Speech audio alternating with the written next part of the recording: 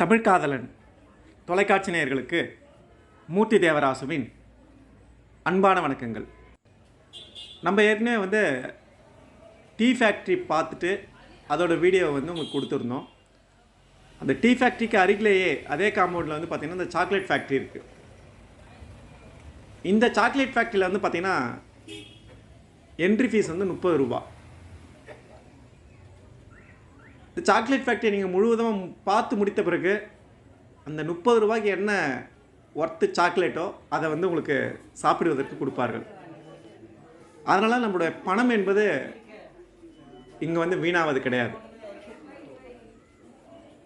பொதுவாகவே பார்த்தீங்கன்னா அந்த சாக்லேட் பெண்கள் மற்றும் குழந்தைகளின் விருப்பமான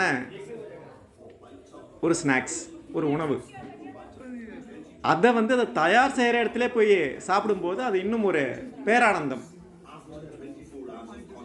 அது மட்டும் இல்லாமல் இந்த சாக்லேட்டை இந்த கொக்கோ அப்படின்ற அந்த ஃப்ரூட்லேருந்து எப்படி எடுத்து சாக்லேட்டாக உருவாக்குறாங்க அப்படின்றத இங்கே தெளிவாக நீங்கள் பார்க்க முடியும். இதில் பார்த்திங்கன்னா அந்த கொக்கோ மாசை வச்சு ரெடி பண்ணுறாங்க, பட்டர் வச்சு ரெடி பண்ணுறாங்க, சுகரை வச்சு ரெடி பண்ணுறாங்க, மில்க் ஷேக்ஸை கலந்து சாக்லேட் செய்கிறாங்க. இதையெல்லாம் ரொம்ப தெளிவாக வீடியோவிலையும் சரி மெஷின்லேயும் உங்களுக்கு தெளிவாக சொல்கிறாங்க. இந்த கொக்கோ ஃப்ரூட்லேருந்து அதோடைய விதைகளை எடுத்து அதை சில ப்ராசஸிங் செஞ்சு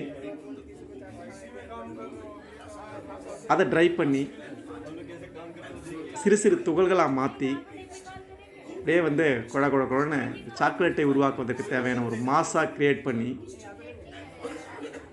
அதற்கு ஒரு வடிவம் கொடுத்து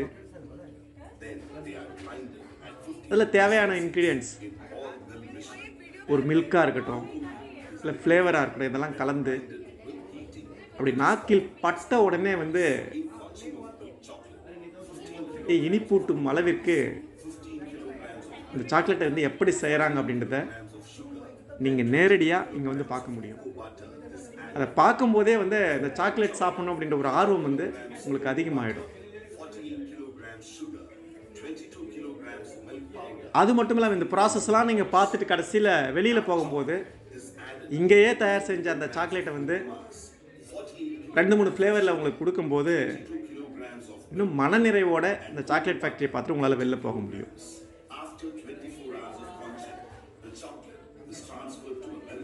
அதாவது ஊட்டிக்கு நீங்கள் செல்வது வெறும் சுற்றுலாவா அல்லது அறிவியல் சுற்றுலாவா அப்படின்னு முடிவெடுக்கணும்.